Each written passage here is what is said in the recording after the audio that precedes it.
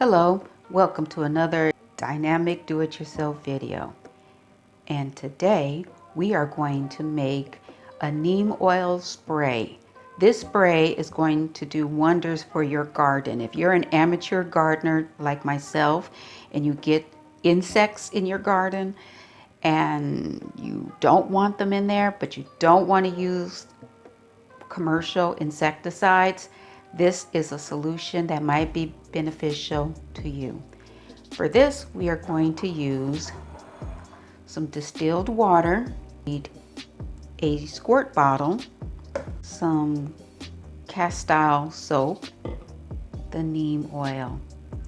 Let's get started.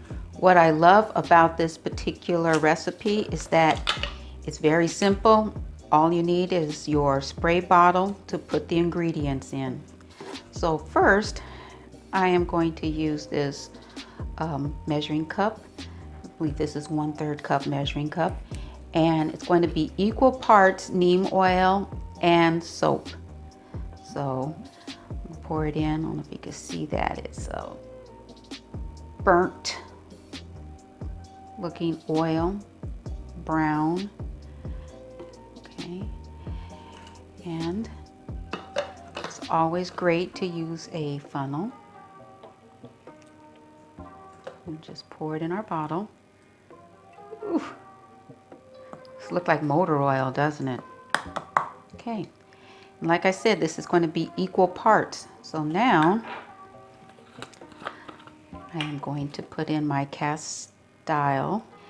And if you have seen any of my videos on what to have in your pantry, I do believe I have a video on this soap.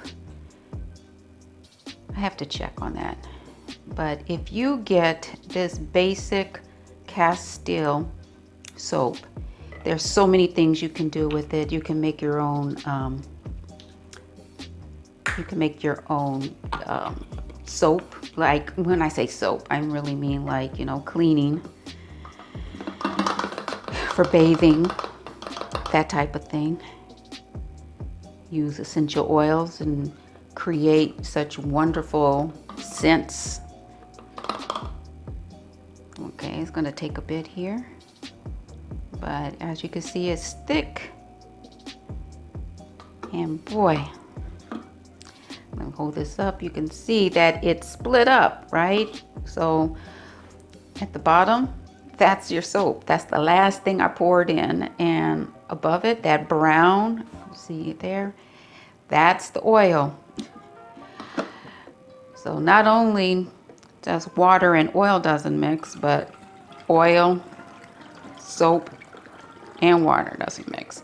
Now what I just did, I just poured in water, the distilled water. Why distilled? Because you want to make sure that you're not adding in the bugs, the bacteria that you want to get rid of on your plants. How important is it to use distilled water? It's fairly important. But then again, if you use regular water from the faucet and you're going to use this right away, I don't see a problem with that. If you want to cut costs, because hey, when it rains, is the rain that's falling on your plants, is it distilled? No, it's not. I'm being a little cheeky there. Anyway, as you can see, I'm shaking this up to mix it. All right. Once I let this sit, everything is going to separate. Okay. You're going to see, just like you saw earlier, the different levels, the soap on the bottom, the oil on the top, and the water just floating on top. That's okay. When you want to spray it on your plants, you mix it up like this. See, this is a nice kind of like a amber color. Anyway, and I will go on and I'll spray it on my plants. All right, so here are my strawberry plants, and as you can tell, there's some damage here because I have some little critters that like to come and munch on my leaves, and I don't want that because, as you can see here, I have little flowers. I have some strawberries that are trying to come along. So this mixture, I shake it up. There it is. And then I just give it a little spritz.